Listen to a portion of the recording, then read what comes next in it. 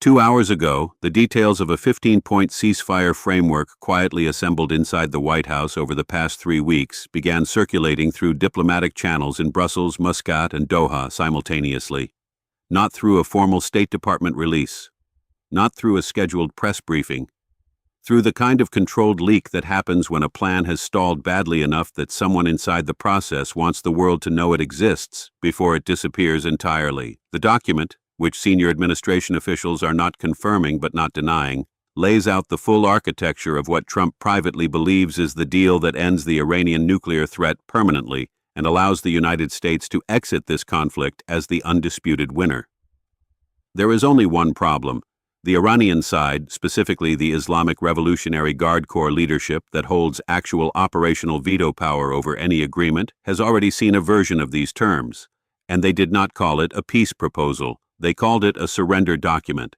That phrase is now the one circulating inside the West Wing at a frequency that senior advisors describe as deeply uncomfortable. This is the story behind the story of Trump's Oval Office appearance on March 24th, when he told reporters with visible satisfaction that Iran had sent him a very big gift. He declined to specify what the gift was. He said only that it was not related to nuclear matters, that it touched on energy flow and passage through the Strait of Hormuz, and that he believed Iran wanted to make a deal very badly. The room interpreted this as a positive signal. Markets moved slightly. Commentators speculated about back-channel progress. What almost nobody outside a small circle of senior officials understood in that moment was that the gift framing was not confidence, it was positioning. Trump was constructing a public narrative of Iranian flexibility at precisely the moment when the 15-point framework was meeting its most serious resistance, because a president who has already told his base this war will end in total victory cannot be seen publicly searching for an exit. So he reframes the search as a triumph already in progress. The gift exists. The deal is coming. Trust the process. But behind the Oval Office door, the process is in considerably more trouble than the public framing suggests. To understand what the 15-point plan actually contains and why Iran's military leadership reacted to it the way they did, you have to read it not as a negotiating document but as a political one. Because every term in the framework tells you less about what Trump needs from Iran strategically and more about what Trump needs from his domestic audience politically. The American demands are structured in 5 categories. First, complete dismantlement of Iran's primary nuclear enrichment facilities at Natanz and Fordow, with international inspection access granted within 30 days of agreement. Second, full transfer of Iran's existing stockpile of uranium enriched above 3.67% purity to IAEA custody, estimated at over 120 kilograms of material enriched near 60%. Third, permanent caps on Iranian ballistic missile range and production capacity, with quarterly verification by a joint U.S.-European monitoring body. Fourth, a formal cessation of material and financial support to what the document terms Iran's regional proxy network, specifically naming Hezbollah's military command, Houthi operational leadership in Yemen, and IRGC-linked militia structures in Iraq and Syria.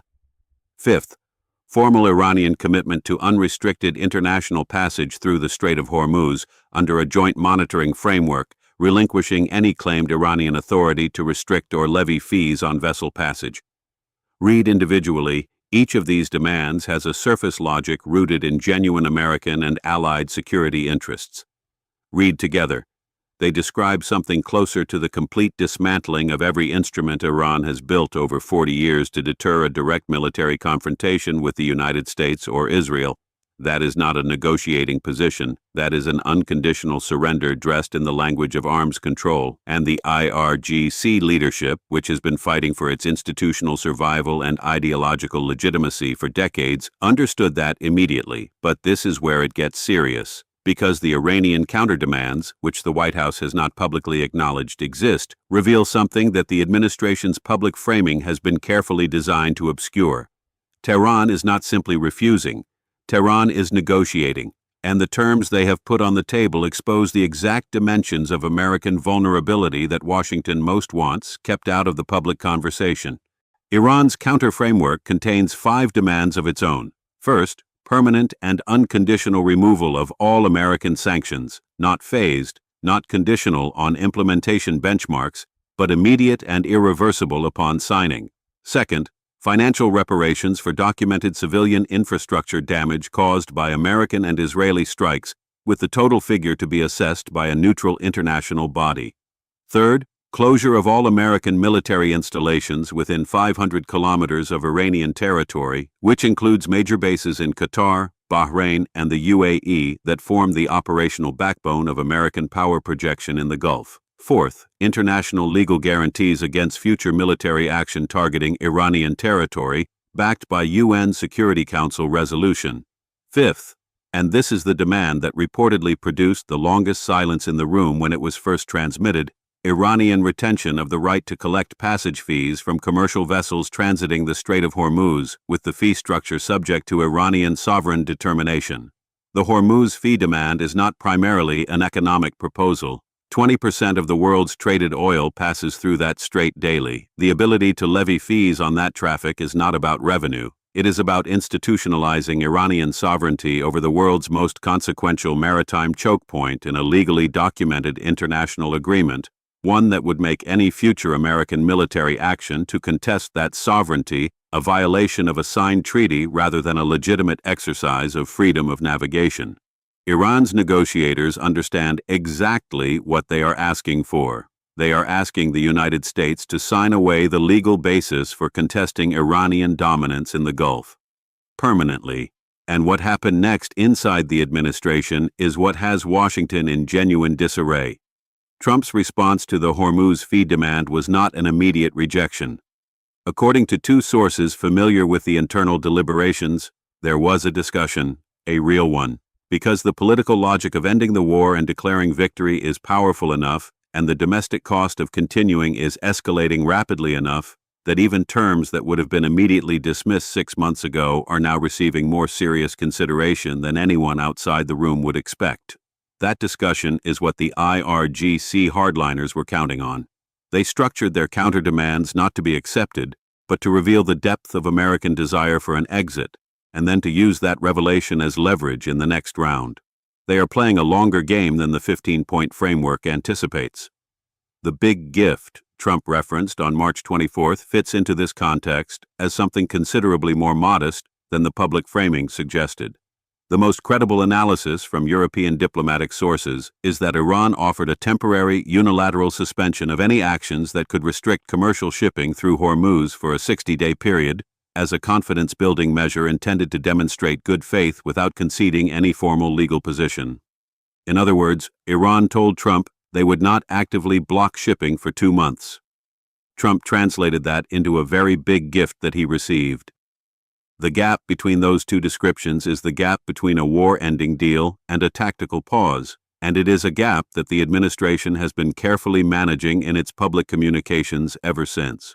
The American business community is now actively pressuring the White House from one direction while the Israeli government is pressuring it from the opposite direction, and the space between those two pressure sources is getting narrower by the week. The U.S. Chamber of Commerce, the American Petroleum Institute, and the National Association of Manufacturers have all, in the past 10 days, issued statements or communicated through private channels that a negotiated resolution is strongly preferable to continued military operations that are disrupting energy markets, supply chains, and investment planning cycles.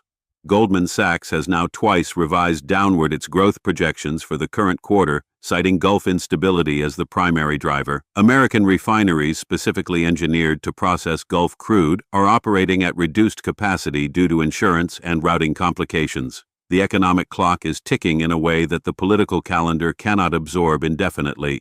Netanyahu's government, meanwhile, is applying pressure in the opposite direction with equal intensity.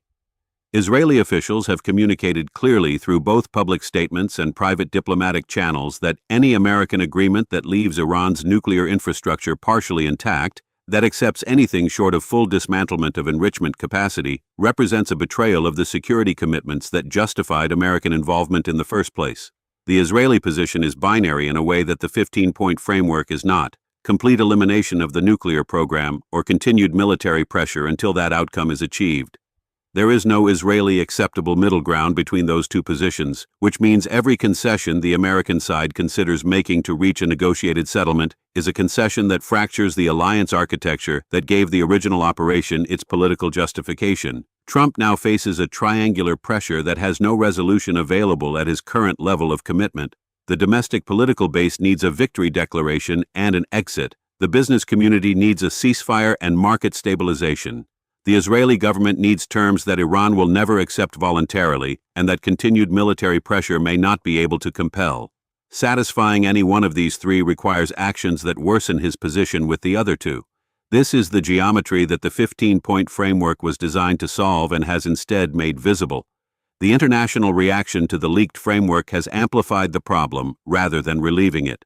European governments that had been calling for diplomatic engagement welcomed the existence of a written American proposal, but expressed immediate concern about its maximalist structure. The French Foreign Ministry said publicly that terms requiring complete dismantlement and immediate verification without sanctions relief as a simultaneous first step are historically incompatible with any successful arms control negotiation.